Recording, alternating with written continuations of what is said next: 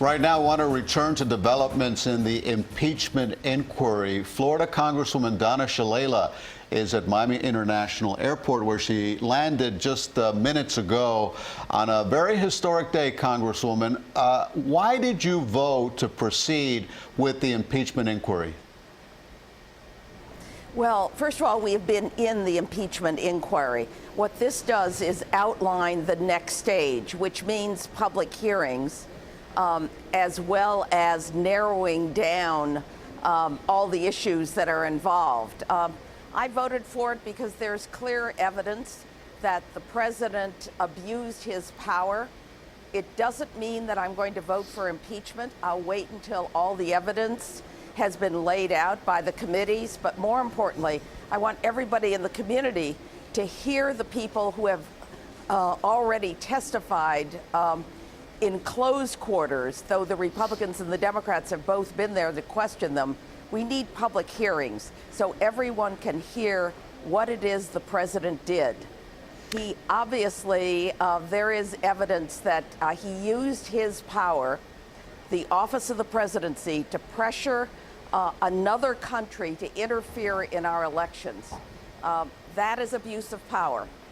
There is also obstructing justice charges and other kinds of things. But I will leave it to people in our community to see it as we go into the public phase of this. And the impeachment inquiry resolution that we passed simply lays out all of the rules for going forward.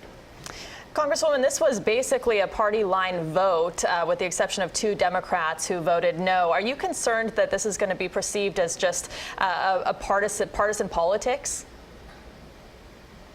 Of course I am, but let's put it this way. Once it comes out into the public and people hear the same people who have testified before these committees, the depositions that have been taken, these are civil servants, these are military people who worked in national security. These are people that heard the conversations the president had.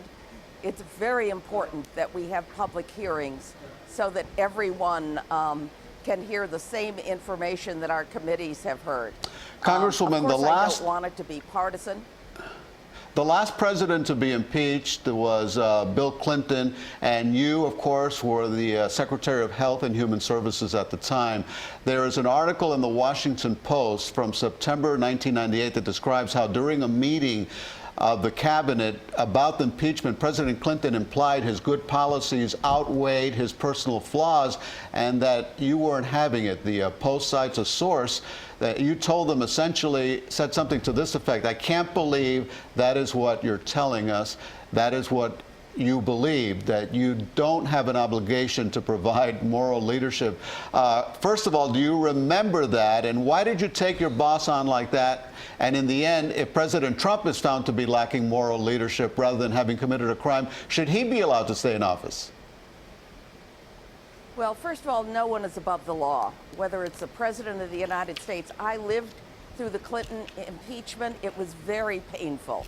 I take this obligation very seriously. I swore to uphold the Constitution.